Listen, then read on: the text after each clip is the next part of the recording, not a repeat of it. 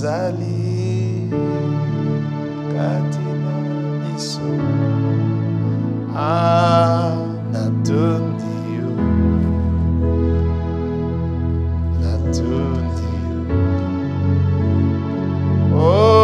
ozali Nzambe na ntango oyo totondi yo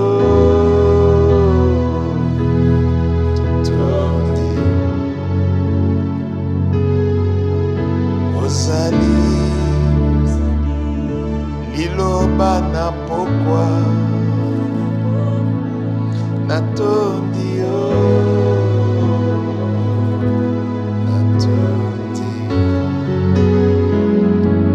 Yesu ozali maina bomo nanga natondi yo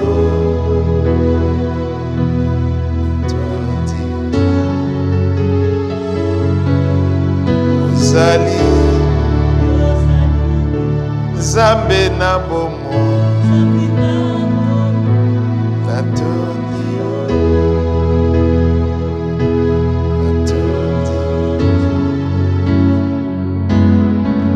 ozali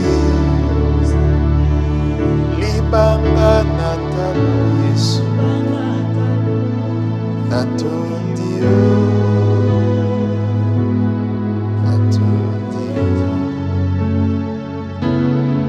ozali le soleil levant Yesu natondi yo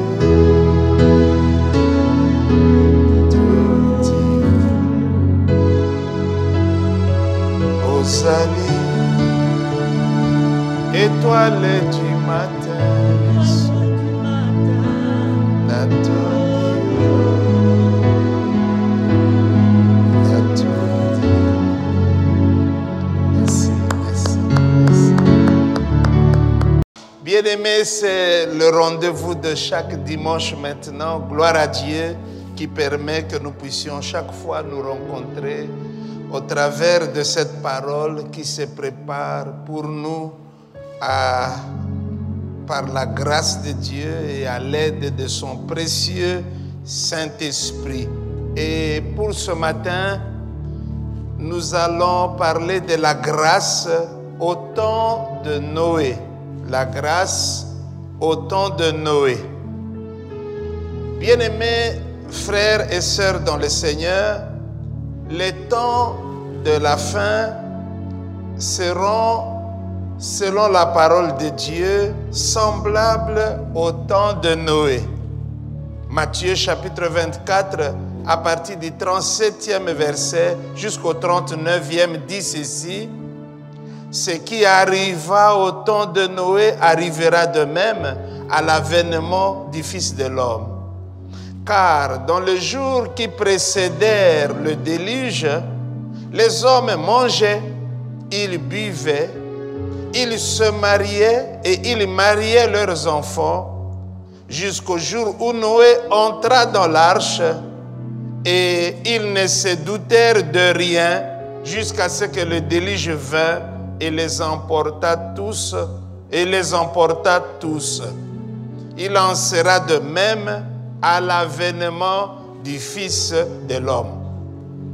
Bien-aimés, puisque nous parlons de la grâce au temps de Noé, permettez-moi de vous faire une brève présentation de cet homme appelé Noé.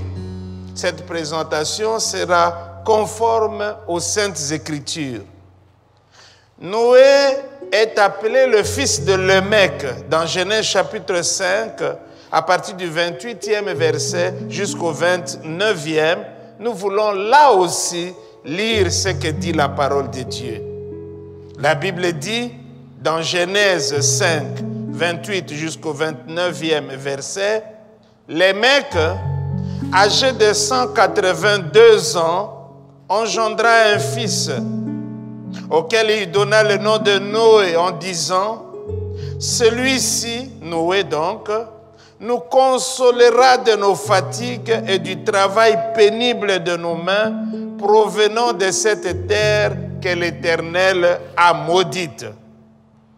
À sa naissance donc, bien-aimé, à la naissance de Noé, son père lui donne le nom de Noé et il dit de cet enfant, en tout cas il prophétise sur cet enfant qu'il a une mission de consolation par rapport à la terre.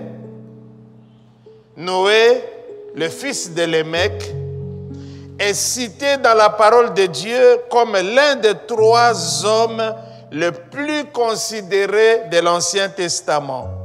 Les 2 autres étant Daniel et Job, lesquels ces 3 hommes étaient capables de sauver leurs âmes à cause de leur justice.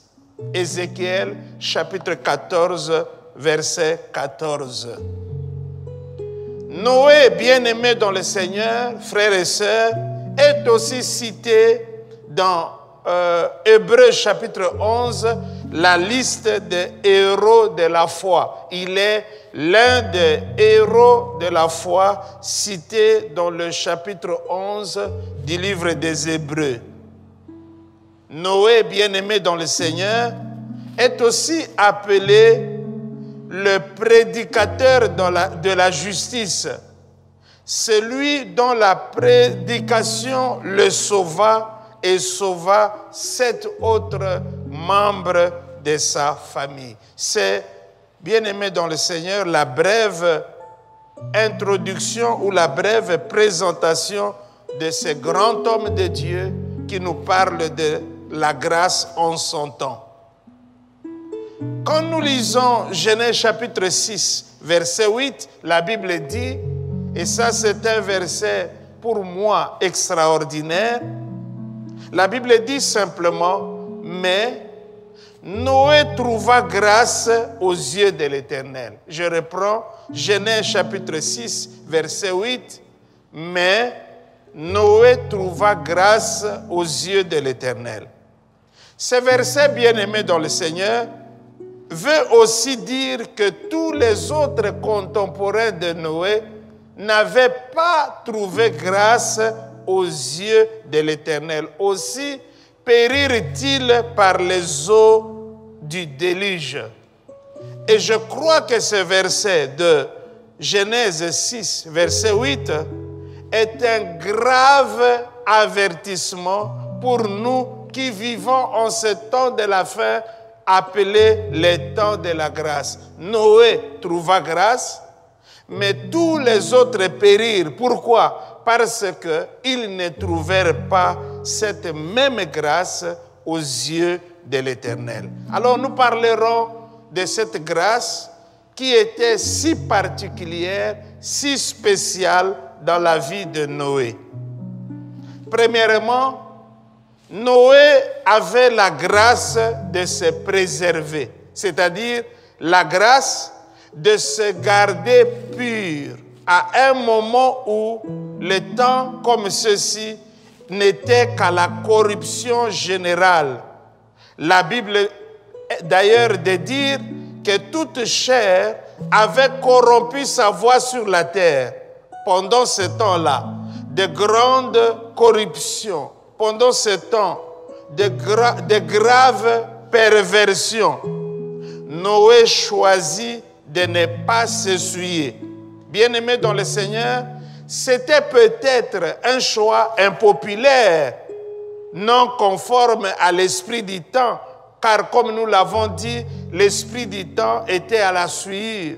L'esprit du temps était au dérèglement. L'esprit du temps, c'était l'esprit de péché. Mais Noé prit une décision personnelle, une décision sincère, une décision définitive devant Dieu et devant sa propre conscience de ne pas être l'allié du temps de la perversion, du temps de péché. C'était sa décision. Et comme nous l'avons dit, c'était une décision impopulaire que personne ne pouvait soutenir. Mais attention, c'était sa décision.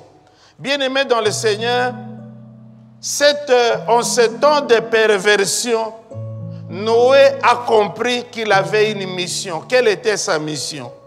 Sa mission, ce n'était pas de couler avec le plus grand nombre, mais sa mission était de se préserver et de préserver les membres de sa famille. Je voudrais lancer un cri de détresse en disant: l'heure n'est pas seulement à la séduction, mais l'heure est aussi au péché. Pendant ce temps-ci, il faut que chacun de nous prenne la décision impopulaire de se garder pur devant Dieu.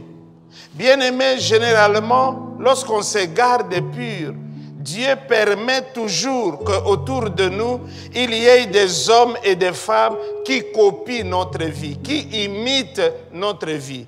Et l'inverse est vrai aussi, car lorsqu'on se perd, généralement, on ne se perd pas seul. On finit par perdre ou égarer une multitude. Je vous donne l'exemple de Lucifer.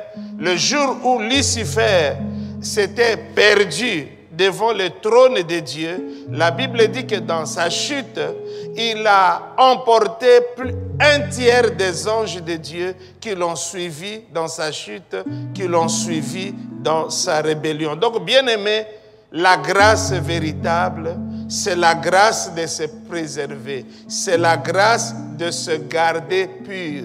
Cette grâce qui veut que nous puissions nous perdre.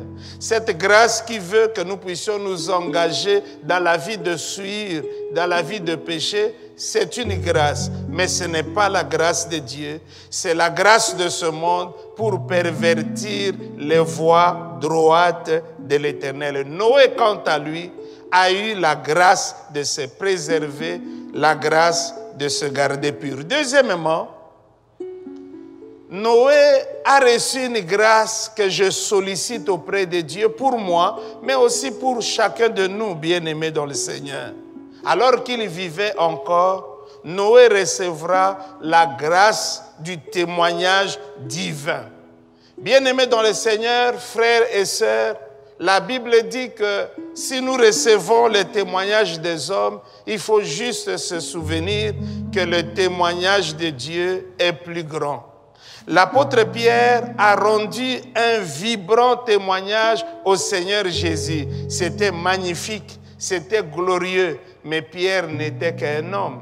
Dieu, du haut des cieux, n'a pas su se contenir et à plusieurs reprises, il a témoigné de Jésus publiquement en disant « Celui-ci est mon fils bien-aimé en qui j'ai mis toute mon affection, tout mon plaisir. » Bien-aimé, imaginez un seul instant que le ciel s'ouvre au-dessus de votre prêche, au-dessus de votre ministère, au-dessus de votre campagne d'évangélisation, au-dessus de votre convention, au-dessus de votre séminaire, et que le grand Dieu qu'aucun homme ne peut jamais corrompre se mette à parler de vous. Généralement, c'est nous qui parlons de Dieu, mais ici, c'est Dieu qui a parlé de cet homme, et je me dis, ça c'est la meilleure chose qui puisse nous arriver sur cette terre des hommes. Généralement, c'est lorsque les hommes meurent, c'est lorsqu'ils décèdent que des éloges de toutes sortes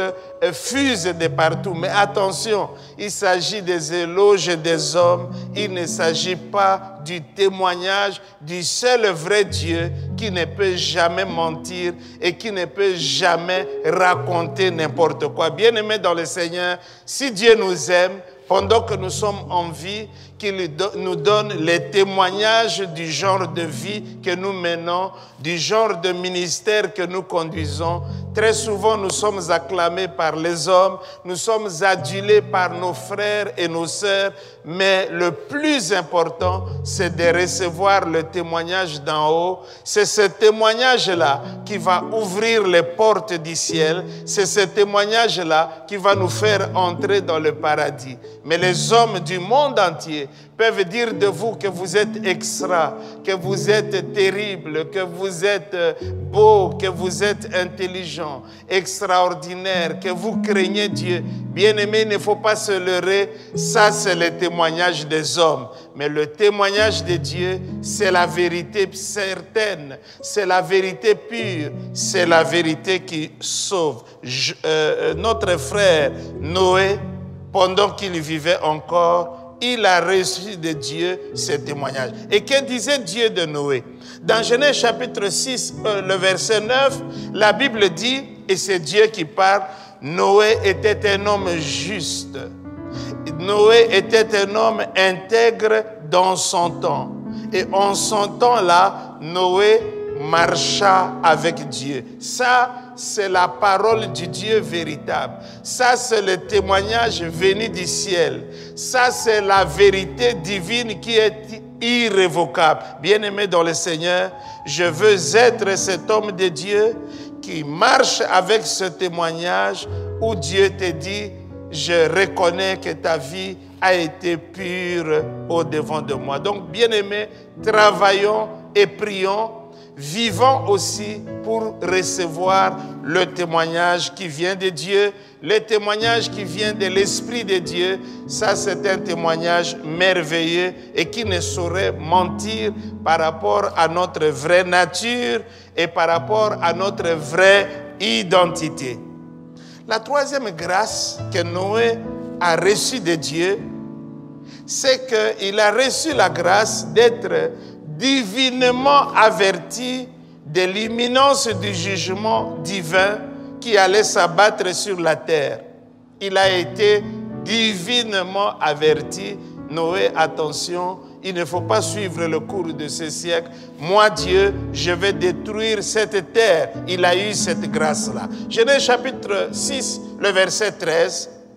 Alors Dieu dit à Noé, la fin de toute chair est arrêtée par devers moi, car ils ont rempli la terre de violence. Voici, je vais les détruire avec la terre. Bien-aimé dans le Seigneur, être un homme comme celui-ci, c'est, de mon point de vue, une très grande bénédiction. Un homme que Dieu peut venir rapidement voir et dire, attention, il y a danger, attention, il y a péril quelque part. Bien-aimé dans le Seigneur, ce que je veux dire à ce niveau, c'est que entendre la voix de Dieu pendant les moments difficiles ou encore pendant les temps de crise et les temps de grandes épreuves n'est pas chose facile. Pourquoi? Parce que très souvent, pendant ce temps de crise, d'épreuves, de difficultés, ce qu'on entend, ce n'est pas la voix de Dieu. On entend des voix de confusion. On entend, bien-aimé dans le Seigneur, des voix de trouble. Disons-le aussi, les circonstances elles-mêmes nous parlent. Donc souvent, ce que nous considérons comme étant la voix de Dieu, c'est la voix des circonstances au milieu desquelles nous sommes en train de vivre. Et très souvent aussi, nous n'entendons pas la voix de Dieu pendant des moments difficiles. C'est la voix de la crise qu'on entend. On parle de la crise, tout le monde parle de la pandémie. C'est seulement ça ce qu'on entend. Tu ouvres la radio, c'est le Covid-19. Tu ouvres la télé, c'est le Covid. Et à force d'entendre la voix de la crise, la voix des problèmes, on finit par ne plus entendre la voix de Dieu. Et ça, c'est un danger énorme, surtout pour l'Église du Seigneur Jésus-Christ. Donc, bien-aimés dans le Seigneur, s'il y a quelque chose que nous devons chercher profondément au milieu du chaos, au milieu de la pandémie, au milieu des problèmes, au milieu des circonstances qui sont contraires à la volonté de Dieu, ce qu'il faut chercher, c'est plutôt d'entendre la voix de Dieu au milieu de ce chaos-là. Et Noé, au milieu du chaos, il pouvait entendre la voix de Dieu. Je voudrais insister en disant que le problème, ce n'est pas le silence de Dieu. Beaucoup de gens pensent que pendant des moments de difficulté, des moments d'épreuve, des temps difficiles, le Seigneur garde le silence. Non, non, non. La Bible dit que Dieu parle tantôt d'une manière, tantôt d'une autre, mais c'est nous qui avons des problèmes parce que nous ne faisons pas souvent attention à la voix de Dieu. Donc Dieu, il y parle. Et parfois, ça c'est très important à le souligner, et parfois, même le silence de Dieu est un langage. Mais bien aimé, regardez ceci.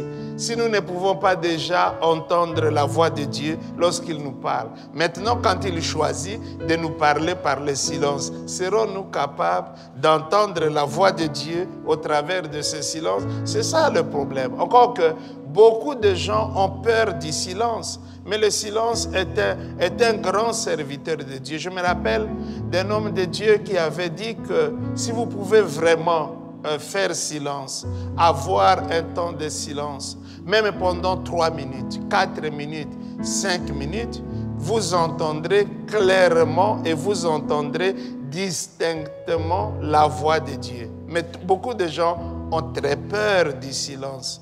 Souvent, quand il y a le silence, ils vont rapidement le briser. Et nous, en tant qu'enfants de Dieu, nous le brisons par la louange, nous le brisons par l'adoration, nous le brisons par l'écoute des prédications, nous le brisons en ouvrant notre téléphone pour lire les différents messages. Et ce sont ces messages qui, diraient, ça nous troublent. Mais nous préférons écouter les messages qui nous troublent au lieu de garder silence et d'entendre la voix de Dieu qui parle dans nos pensées et qui parle dans le fond de notre conscience. Donc, bien aimé, Dieu parle. Mais quel est notre problème?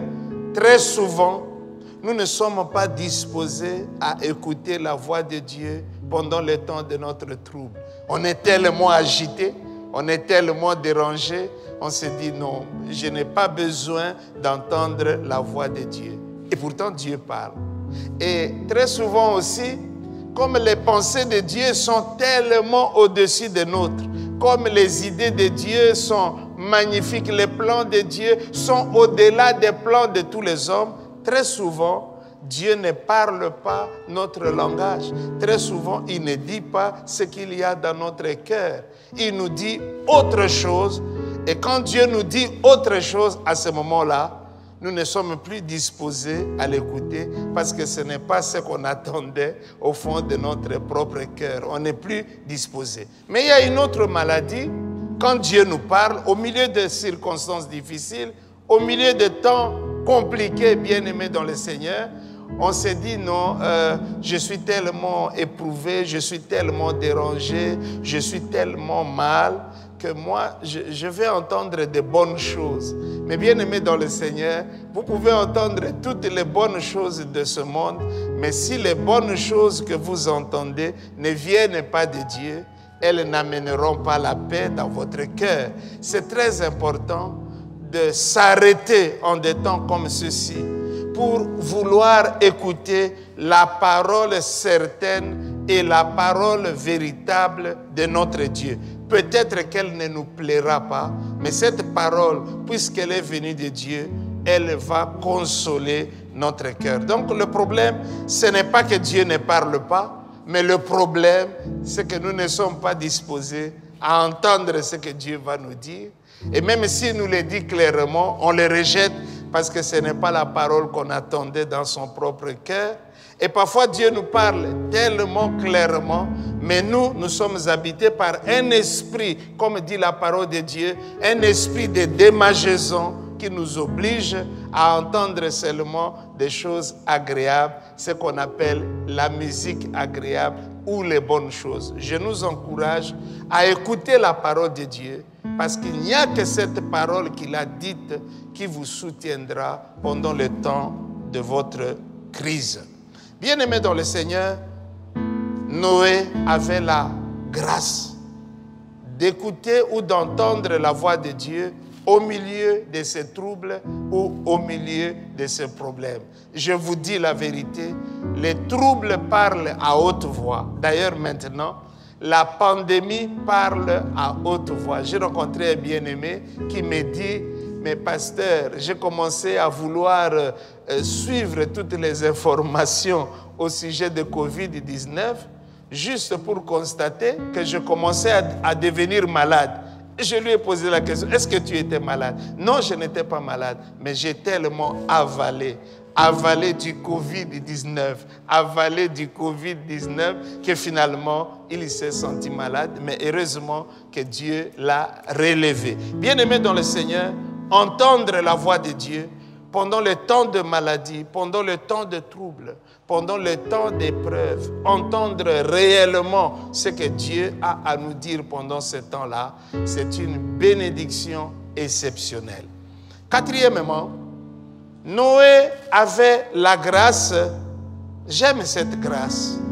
Noé avait la grâce de bâtir. Dieu lui a dit clairement, bâtis pour moi une arche. Je vais parler de bâtir en termes généraux. Bien-aimés dans le Seigneur, il y a une grâce splendide de ne pas quitter cette terre sans avoir bâti la maison de Dieu. C'est une grâce splendide. Il faut même en faire un sujet de prière. Seigneur, ne permets pas que je meure avant d'avoir honoré le Seigneur par les œuvres de mes mains. Il y en a qui bâtissent des maisons pour eux-mêmes. C'est une très bonne chose parce que cela nous permet d'abriter notre famille bien-aimée. Mais je voudrais aujourd'hui révéler ceci, que nous ne sommes pas sur cette terre pour nous bâtir des maisons à nous-mêmes. J'aime la sagesse que David a communiquée à Salomon. Il lui a dit, mon fils, je voulais bâtir la maison de Dieu, mais Dieu est intervenu pour dire que je suis un homme de sang, que je suis un homme de guerre et qu'il n'agréait pas mes constructions. Mais toi, Salomon, mon fils, bâtis deux choses. Bâtis la maison de Dieu et bâtis la maison du roi. J'aime ça. Il y en a qui bâtissent seulement la maison, leur propre maison, appelons ça la maison du roi, mais ils n'ont jamais bâti la maison de Dieu. Salomon, le plus grand sage, a fait exactement deux choses. Il a bâti la maison de Dieu et il a bâti la maison du roi. Comme il avait beaucoup de moyens, il a pu commencer les deux constructions et les achever au même moment. Mais nous ne sommes peut-être pas financièrement aussi forts que Salomon. Il faut s'organiser. Je dis que pendant notre vie sur la terre, que Dieu nous accorde la grâce de bâtir la maison de l'Éternel. Bien-aimés dans le Seigneur, frères et sœurs, c'est une grâce extraordinaire.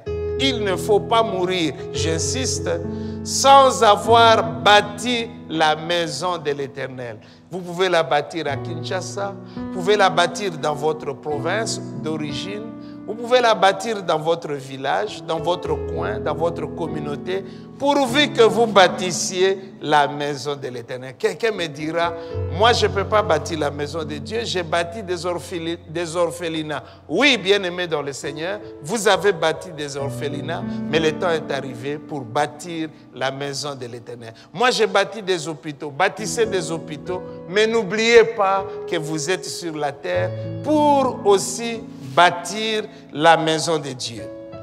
Moïse a eu le privilège, donc il a eu la grâce de bâtir le tabernacle de Dieu. Soyez comme lui, bâtissez quelque chose pour la gloire de Dieu. David, nous l'avons dit, a voulu bâtir la maison de Dieu, mais Dieu dira à David, tu es un homme de guerre, tu es un homme de sang, tu ne bâtiras pas une maison en mon honneur.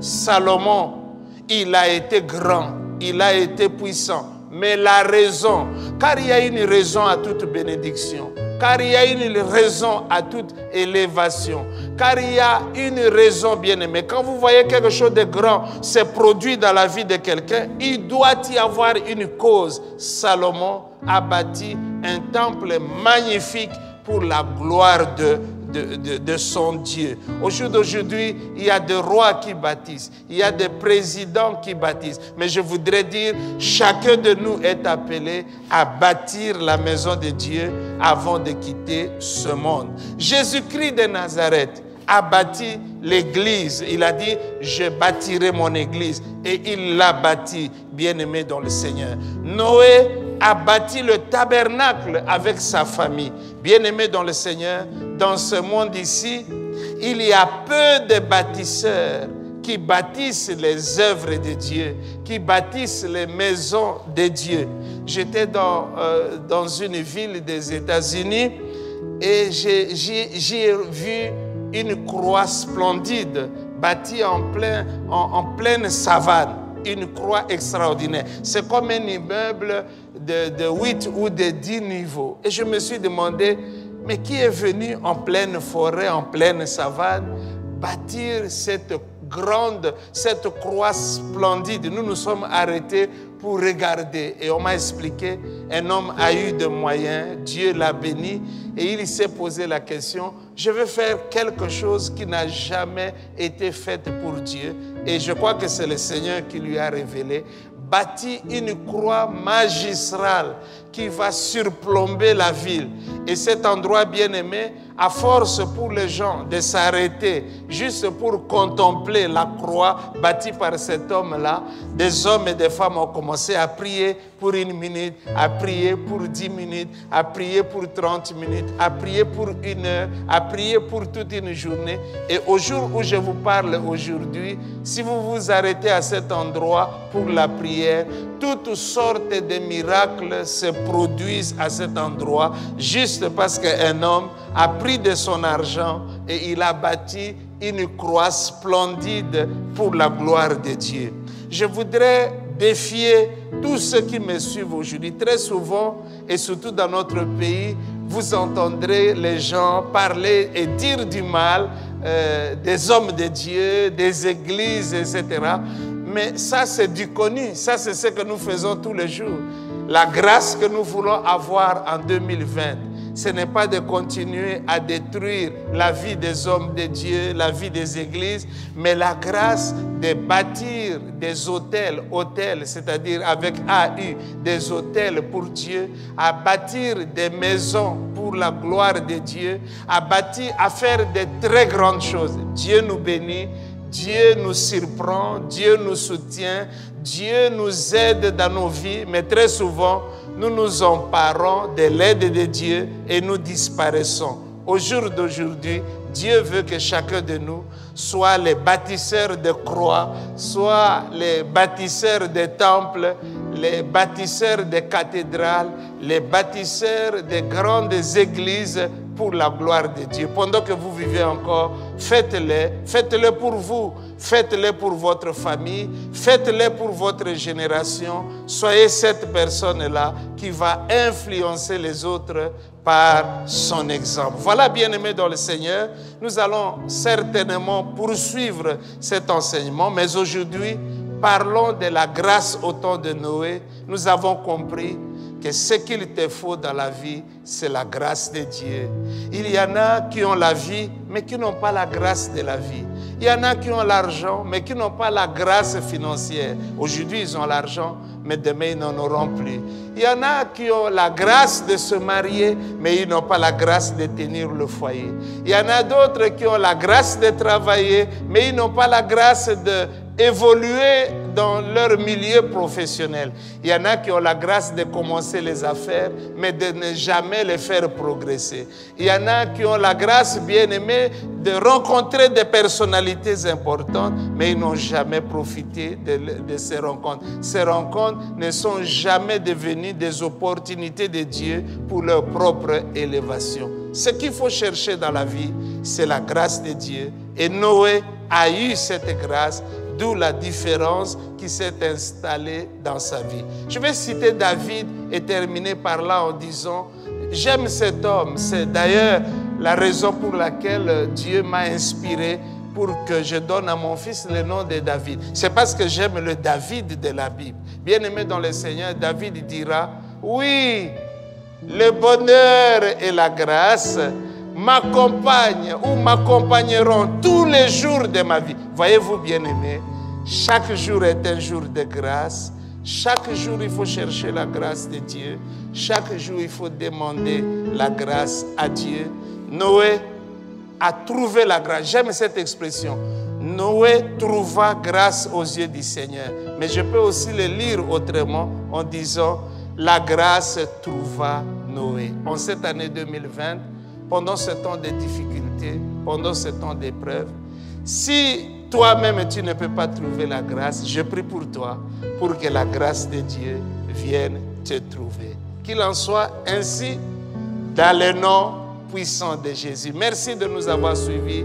Que Dieu nous bénisse et nous allons, comme d'habitude, prier pour ce message que nous avons entendu aujourd'hui.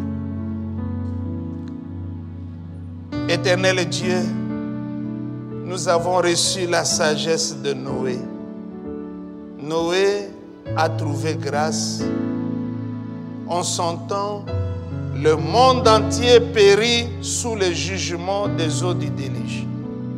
Il fut le seul, lui, sa femme, ses enfants, Seigneur Dieu, à échapper aux eaux de la mort. Pourquoi? Parce qu'il avait trouvé grâce auprès de toi. Aujourd'hui, c'est un bon jour. Pendant ce temps de pandémie, nous prions que la grâce de Dieu vienne vers nous, Seigneur. Nous ne pouvons pas tenir sans la grâce de Dieu. Nous ne pouvons pas vivre sans la grâce de Dieu. Nous ne pouvons pas vaincre cette pandémie, Seigneur, sans la grâce de Dieu. Toi qui as fait grâce à Noé, fais-nous aussi grâce, Seigneur Dieu, en ces temps, en des temps comme ceci, en des temps de difficultés, en des temps très compliqués. Nous avons besoin de la grâce du Dieu vivant. Que cette grâce ne s'éloigne pas de nos vies, Seigneur. Qu'elle ne s'éloigne pas de nos familles, Seigneur éternel. Qu'elle ne s'éloigne pas de nos maisons, de nos habitations. Que la grâce de Dieu ne s'éloigne pas de notre nation. Que la grâce de Dieu ne s'éloigne pas de l'Afrique, Seigneur.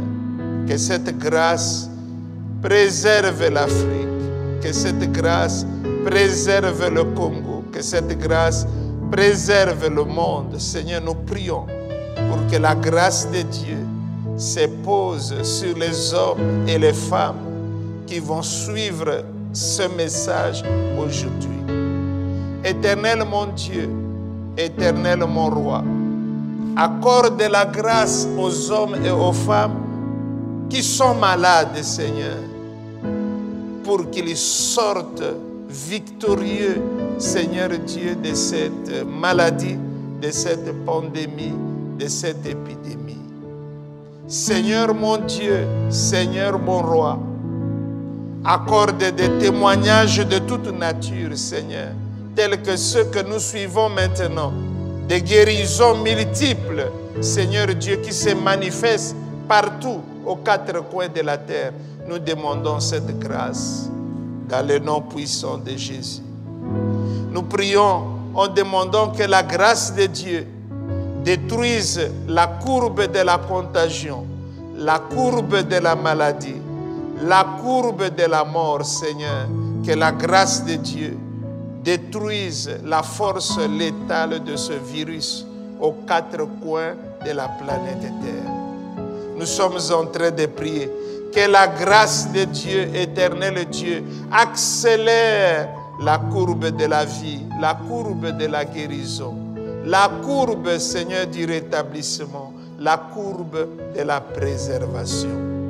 Que cette même grâce, Seigneur Dieu, soutienne des hommes et des femmes qui sont au premier rang de la lutte contre ce virus. que la grâce de Dieu éternel soutienne les équipes de chercheurs, des pharmaciens, des équipes, Seigneur, de médecins, des équipes, des laboratoires qui travaillent pour trouver un médicament ou au besoin un vaccin, Seigneur Dieu, par rapport à cette situation. Seigneur éternel, fais-nous grâce et ne nous retire pas ta grâce dans notre vie, dans le nom de Jésus. C'est le temps pour nous, Seigneur, de lever les mains et prier pour le président de la République démocratique du Congo, sur qui, Seigneur, se repose la grande responsabilité de la vie des millions de Congolais, Seigneur Dieu. Que la grâce dont nous avons parlé aujourd'hui, que cette grâce aille jusque chez lui. Que cette grâce visite sa famille, visite ses principaux collaborateurs, tous ceux qui le soutiennent. Seigneur, que la grâce de Dieu se manifeste sur toute l'étendue de la République démocratique du Congo, ici à Kinshasa et dans les différentes provinces de notre pays. Je viens te remercier pour cette même grâce que nous envoyons dans les pays africains, que nous envoyons dans le pays du monde, Seigneur éternel. Finalement, tu nous auras enseigné par cette crise que l'humanité est une, Seigneur Dieu. Tout ce qui nous arrive aux autres, nous partageons le même sort. C'est pourquoi nous demandons que la grâce de Dieu se repose sur les hommes et sur les femmes que tu as créés. Merci de nous avoir bénis ce dimanche. Merci de nous avoir gardés. Et merci d'avoir donné la paix aux hommes et aux femmes de bonne volonté, aux fils de paix, aux filles de paix. Et merci surtout d'avoir visité toutes les églises dans nos maisons. Dans le nom puissant de Jésus, nous avons ainsi prié. Amen.